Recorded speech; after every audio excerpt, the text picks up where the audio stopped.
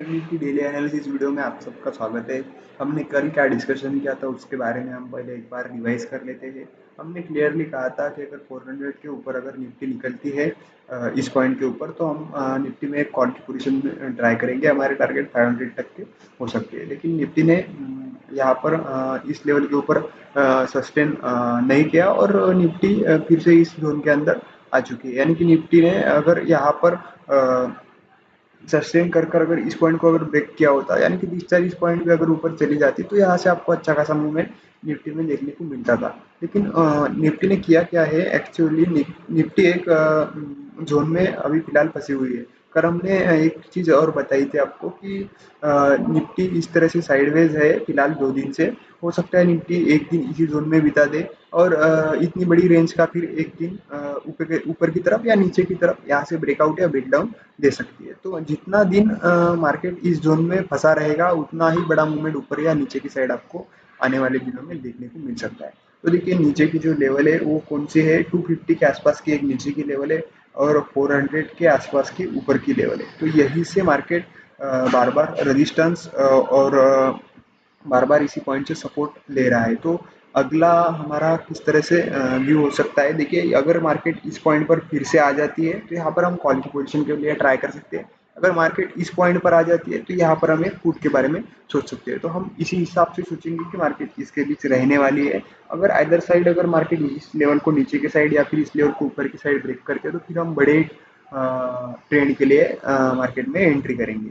तो तब तक के लिए हम इस लेवल के हिसाब से इतने पॉइंट कैप्चर करने के लिए ही हम ट्रेड ऑर्गेनाइज करेंगे कल के लिए। तो क्लियरली हम डिस्कशन कर लेते हैं फ्लैट की केस का।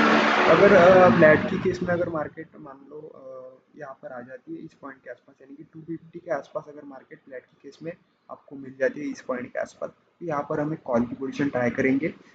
यहाँ पर इस तरह से अगर मार्केट यहाँ से ऊपर चलने लगती है तो फिर हमें यहाँ से प्रॉफिट होना शुरू होगा। अगर मान लो मार्केट यहाँ से हमारा स्टॉप लॉस खाती है और नीचे की तरफ चलने लगती है, 250 को भी ब्रेक कर देती है, तो फिर हम पुट की पोजीशन में स्विच कर लेंगे हमारी पोजीशन और फिर 23,000 तक के भी टारगेट हमें मार्केट में देखने को मिल सकते हैं यहाँ से नीचे की तरफ। तो देखिए पोजीशन स्विच करना आपको आना चाहिए मार्केट में। पोजीशन स्विचिंग यानी कि मान लो यहाँ पर मैं बोल रहा हूँ आपको कि यहाँ पर कॉल लेना है और यहाँ पर अगर आपका कॉल लेने के बाद यहाँ पर स्टॉप लॉस हिट हो रहा है तो आपको क्या करना चाहिए, यहाँ पर कॉल की पोजीशन से एग्जिट होना चाहिए और पुट की पोजीशन में यहाँ पर बैठना चाहिए। इसको कहते हैं पोजीशन स्विचिंग। ये आपको टाइम टाइम से मार्केट में आनी चाहिए, तभी आप मार्केट में पैसा बना सकते हो। वरना होता क्या है, आप यहाँ पर कॉल लेकर बैठ जाते हो और मार्केट नीचे की तरफ चलने लगता है, आप उस कॉल को जीरो होने तक मार्केट में रुक जाते हो और एक ही टाइम में बड़ा लॉस कर लेते हो। तो इससे बचने के लिए आपको मार्केट में एक बात का ध्यान रखना चाहिए। एक पॉइंट होता है मार्केट में किसी भी पॉइंट के आसपास, यहाँ पर अगर हमने कहा कि यहाँ पर कॉल ले लो, सॉरी यहाँ पर पुट ले लो इस तरह से, और अगर आपने यहाँ पर पुट ले भी लिया और यहाँ से अगर इसका स्टॉप लॉस हिट हो गया तो आपको इमीडिएटली मार्केट में स्टॉप लॉस ले लेना है, यानी कि एक ट्रेड को एग्जिट करना है और फिर अगर हो सके तो आप पोजीशन स्विचिंग कर सकते हो या फिर आपको अपनी ट्रेडिंग क्लोज कर देनी है।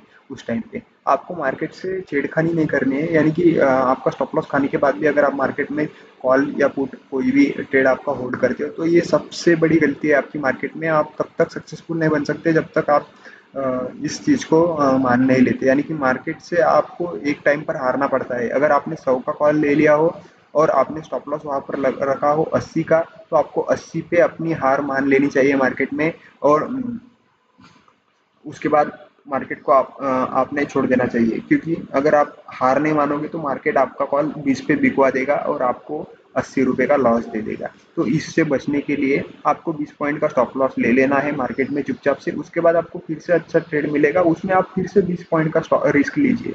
उसके बाद और उसमें भी स्टॉप लॉस खा जाए तो फिर से एक 20 पॉइंट का स्टॉप लॉस लेकर ट्रेड लीजिए। इस तरह से आप अपने 80 रुपये गवाइए। लोग क्या करते हैं, 100 रुपये का कॉल बाय कर लेते हैं और उसका स्टॉप लॉस 80 रखना चाहिए कायदे से उन्होंने, लेकिन वो क्या करते हैं उसको 20 रुपये पर आने के बाद भी एग्जिट नहीं करते, यानी कि उन्होंने घाटा कितने का खाया है इस पर, 80 रुपये का घाटा यहाँ पर उन्होंने खा लिया। लेकिन वही घाटा अगर उन्होंने 20 रुपये पर काट कर 80 रुपये अगर अपने बचा लिए होते, तो वही 80 रुपये आपको 20-20 रुपये लगाकर हर ट्रेड में आप एक एक स्टॉप लॉस लगाकर देखें, तो आपको 2 में से 3 में से एक भी ट्रेड आपका अगर अच्छा गया तो आपका पूरा लॉस पीछे का कवर हो जाएगा और आप प्रॉफिट में भी आ जाओगे। तो इस तरह से आपको रिस्क टू रिवॉर्ड मैच करना चाहिए ट्रेडिंग में, इस तरह से ट्रेडिंग करनी चाहिए। तो देखिए, यहाँ पर अगर आपको मार्केट मिलता है किसी भी केस में, फ्लैट की केस में मिलता है, यहाँ पर कॉल की पोजीशन ट्राई कीजिएगा, स्टॉप लॉस हिट होता है तो आप चाहो तो पुट की पोजीशन में बैठ सकते हो, आपको यहाँ पर नीचे के साइड बड़े टारगेट देखने को मिल सकते हैं। उसी तरह से अगर मार्केट फ्लैट ओपन होती है और ऊपर की तरफ चलने लगती है, हम क्या करेंगे, मार्केट को ऊपर की तरफ जाने देंगे, 400 के आसपास हम एक पुट की पोजीशन ट्राई करेंगे। अगर उसका स्टॉप लॉस हिट होता है तो हम क्या करेंगे, यहाँ पर कॉल की पोजीशन में स्विच हो जाएंगे या फिर हम मार्केट को छोड़ देंगे। ये दो सिनेरियो हो गए फ्लैट की केस में। अगर मार्केट मान लो गैप अप ओपन होते हैं, गैप अप की केस में भी मार्केट अगर इस लाइन के नीचे नीचे कहीं पर भी ओपन होती है गैप अप, तो हम मार्केट को यहाँ पर आने देंगे। यहाँ पर फिर से वही सिनेरियो रहेगा, यहाँ पर एक पुट की पोजीशन ट्राई करेंगे, अगर स्टॉप लॉस हिट होता है तो स्विच कर लेंगे कॉल की पोजीशन में। ये हमारा हो गया गैप अप का केस। अगर गैप अप मान लो इससे भी ऊपर हो जाता है, मान लो इतना बड़ा गैप अप हो जाता है मार्केट में, तो देखेंगे कि 1 घंटा मार्केट इस लेवल के ऊपर यानी कि 400 के ऊपर अगर सस्टेन करती है 10:15 बजे तक, तो हम क्या करेंगे, मार्केट में कॉल के बारे में सोचेंगे। फिर मार्केट आपको ऊपर की तरफ के टारगेट दे सकती है। अगर मान लो मार्केट गैप डाउन ओपन होती है, गैप डाउन कहाँ पर ओपन होती है उसके बारे में हमें पहले देखना है। अगर गैप डाउन इस पॉइंट के 23,250 के ऊपर अगर गैप डाउन ओपन होती है, तो हम क्या करेंगे, यहाँ पर एक कॉल की पोजीशन ट्राई कर सकते हैं। अगर मान लो गैप डाउन इसके भी नीचे होती है यहाँ पर कहीं पर, तो हमें एक केस ध्यान रखना है, अगर मार्केट गैप डाउन होने के बाद इमीडिएटली 250 के अंदर आ जाती है, इस तरह से इस लाइन के अंदर यहाँ पर आ जाती है, तो हम कॉल की पोजीशन के बारे में सोचेंगे।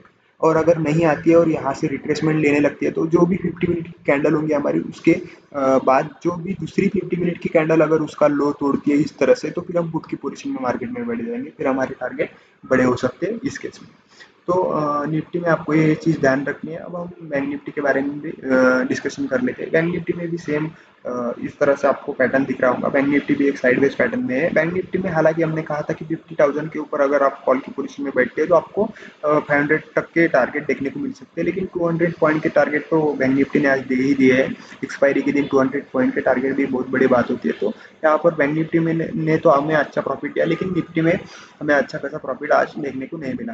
तो बैंक निफ्टी का एक्सपायरी की वजह से ये माहौल था, लेकिन कल हो सकता है बैंक निफ्टी ऊपर या नीचे की तरफ ब्रेकआउट या ब्रेकडाउन दे देंगे। तो देखिए, इसमें भी सेम सिनेरियो है। अगर मार्केट फ्लैट ओपन होती है और 49,500 के आसपास अगर आती है यहाँ पर, तो हम एक कॉल की पोजीशन ट्राई करेंगे। अगर इसका स्टॉप लॉस हिट हो जाता है तो हम क्या करेंगे, पुट की पोजीशन में बैठेंगे। 49,000 तक के 500 पॉइंट के टारगेट आपको कल के दिन देखने को मिल सकते हैं बैंक निफ्टी में।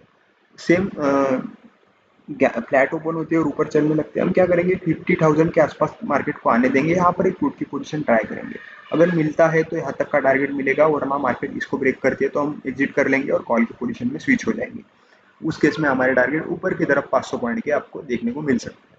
अगर मान लो मार्केट गैप अप ओपन होती है इस पॉइंट के आसपास, यानी कि इस पॉइंट के इधर किधर भी मार्केट गैप अप ओपन होती है, तो यहाँ पर आने देंगे, यहाँ पर पुट की पोजीशन के बारे में एक बार के लिए सोचेंगे।